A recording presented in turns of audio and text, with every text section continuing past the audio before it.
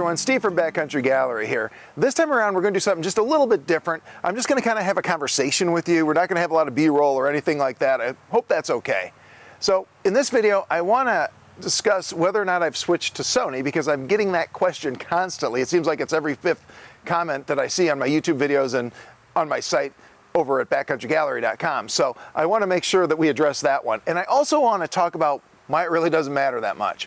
So first, did I switch to Sony? No, I did not. Don't worry, I'm still shooting Nikon and I'm also shooting Canon. Right now I'm shooting all three brands. And in fact, the lens that is being used right now to record this video is a brand new 70-200 S lens on a Z6 that I just bought. So I'm still actively buying Nikon gear. So I've not abandoned Nikon in any way, shape, or form. I still love Nikon. So no worries there. But let's talk about why I'm shooting all three brands. So the reason I'm doing this is kind of simple, really. And it pretty much just applies to what I do. My specialty right now is photography education, especially wildlife photography. That's where I've been putting all my focus, all my effort. And by shooting all three brands, I'm familiar with all three camera systems, their menus, how they work, which autofocus modes and options work the best for each individual system, which gives me a lot of flexibility when people are asking me questions or when I'm doing videos and articles and things of that nature. I like to be able to address as many people as possible, not just one specific brand. In addition, some of the books I'm writing now are a little more general in nature, but sometimes you get into specifics or idiosyncrasies between one camera system and another, and I want to be able to mention those in the books and not just leave that stuff out. And finally, I do workshops, and people come to my workshops, they're shooting all three systems, and it is so frustrating for me when somebody comes up to me with a Sony camera, for instance, before I was shooting Sony, and says, "Hey Steve, I have this Sony, but I can't figure out what's happening here. It's not working, and I'm not getting the shot." That is very frustrating as an instructor, not to know instantly what's going on. I hate to say, "Oh gee, let's look this up when we have Wi-Fi again." So that's why I'm shooting all three systems. I would not recommend it for everyone, but for me, for what I do, it makes sense and it works out really well. Now, let's talk about, though, why it doesn't really matter that much. Okay, so let's start with this. If you've been watching me for any amount of time, you know I believe in the 84 rule, right? I talk about that a lot. 80% of a great image comes from 4 inches behind the viewfinder.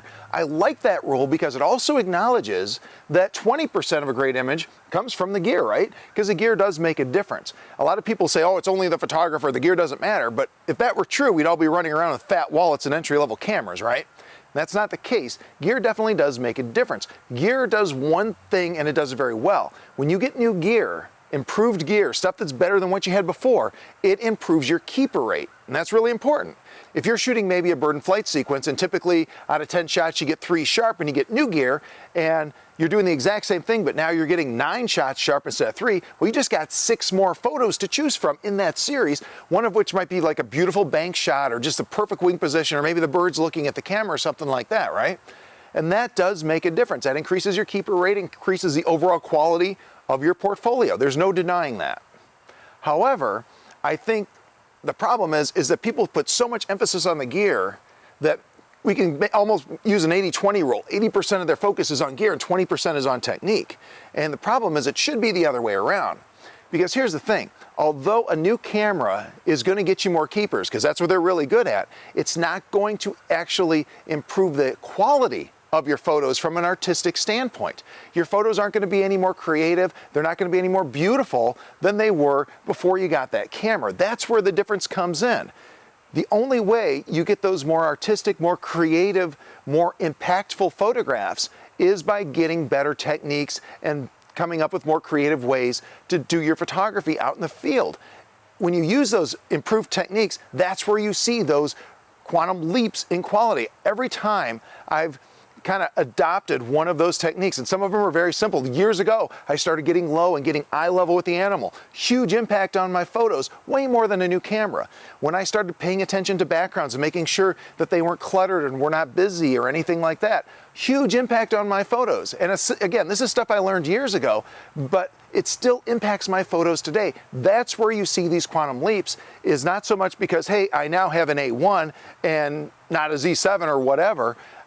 Where you see the big improvements is because, hey, I learned this new technique, I started applying it, and that's where I saw the big impact. And I honestly think that people worry way too much about who's shooting what camera And really, if they would spend that same energy saying, gee, how could I be more creative next time I photograph something as simple as a deer? Or what new techniques can I learn to get better wildlife photos, for instance? You know, what could I do to improve what I already have? That's where you see those big improvements. So that's why I say, you know what, might be interesting to see that, you know, some of your favorite pros are out there switching to this brand or that brand, but don't put too much stock in it. The real magic comes from you learning new techniques. Again, every quantum leap I've ever seen in my photography has come from better techniques and being more creative in the field. In fact, as you might know, I have that new bird in flight photography book I wrote, and we talk about gear in the first part of that book, but I think about 75% of that book is strictly technique